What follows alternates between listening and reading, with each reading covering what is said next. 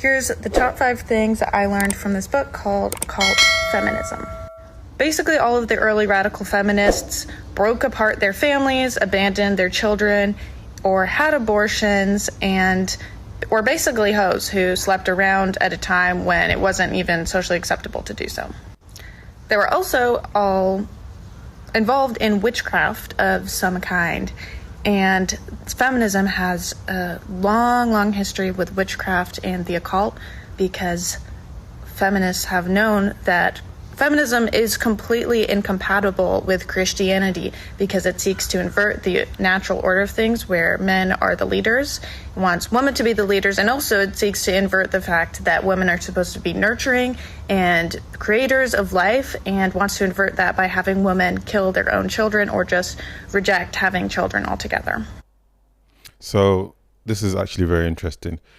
So it's a key thing, or 2 key things I've mentioned in previous videos that are destroying the West at the moment, or cultures that were founded on Christianity.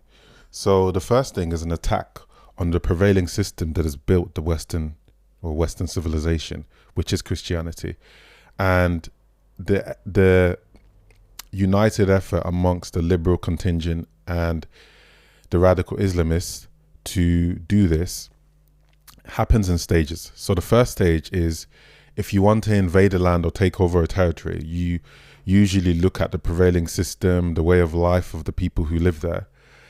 And then you've got to work out a way to either destabilize or subvert or destroy that culture, because so long as that culture prevails in that place you're trying to take over or overcome, you're not going to be able to win unless you do it by force, which history has proven that among the West is the Islamic Empire stopped at Europe's borders.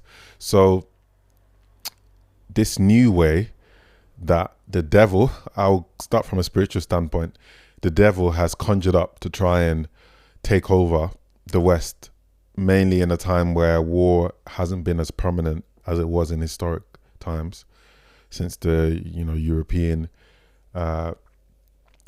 treaty, which and other treaties that has kind of lessened the frequency of war as it was back a few hundred years ago. They've had to look at other ways of taking over societies without violating a lot of these new norms on how we keep peace internationally. So it starts from a point in the modern age when you want to subvert a culture, ideology. So twisting the way people think, particularly women, dividing households by changing the natural structure on how things have ran throughout history. And what this woman is saying is absolutely correct. What we've been told in the modern age is that feminism was all about giving women the right to vote so that they could be on equal standing with men, when you actually discover that the truth is the women of the time were actually against it themselves. It wasn't actually fundamentally men who didn't want it to happen. It was actually men actually did want it to happen at a stage. When you hear of the John D. Rockefellers, who or actually not necessarily John D. Rockefeller, when you hear of the state who wanted to be able to tax 2 incomes, and as a result of that wanted women to, or they wanted to accelerate the advent of women being equal to men in terms of economically, whereas before households were united and the income provided for everybody.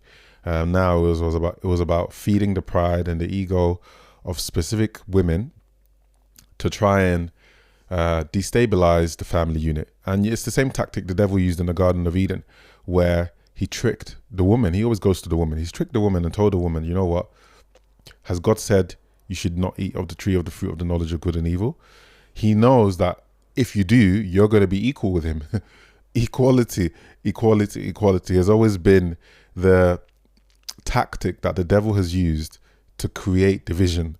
And you see it amongst societies, whether it's in this multiculturalism thing where all cultures should be regarded as equal. None should be greater than the other. Whereas it's absolutely true that there are some cultures better than other cultures. Some cultures lead to degradation. They lead to debauchery. They lead to the destabilizing of societies, like what we have in the West right now, which is prevailing. You have hedonism. People are moving away from traditional values that kept societies going on in a stable way. And as a result, you see broken homes, broken families, and a broken generation that has severe mental health issues that are going to create another broken generation. And it's going to continue to get worse unless we do something about it. So you see that this ideology, things like this, are really paving the way for other radical ideologies like radical Islamism to come in and take over, because it kind of, if you destabilize the fundamental culture that has already been there, other cultures will try and gobble up the void. They'll try and set in the void. So that's what the radical Islamists are trying to do. You often hear them say, oh, look at your Western societies and how they're collapsing. Look at your Western societies and the way they live. Our way of life is so much better. Even though there is so much debauchery on their side, they have a way of covering up to try and justify what they're doing. So we're going to keep watching the video. Enough rambling. I also learned that many of these early radical feminists were not about women's choice or whatever.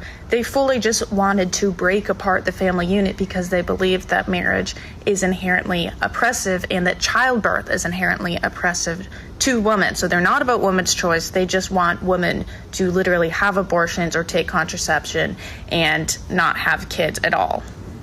So it shows that there are multiple layers to this as well. I gave the broader perspective, which I love to do, but there's also something that happens on the individual level where these group of women more than likely were people who may have been oppressed in their own households, and as a result of that pain, they were motivated by it and began to create destructive policies, campaigns, and all of these things that weren't, you see, you never give power to somebody who has been just wounded or wounded in their soul, because they will try their hardest to make everybody live according to the pain they went through, or they'll try and implement policies according to their skewed view of things. And the skewed view of things that they have is based on the pain within their heart, which they've got from whatever experience they've had.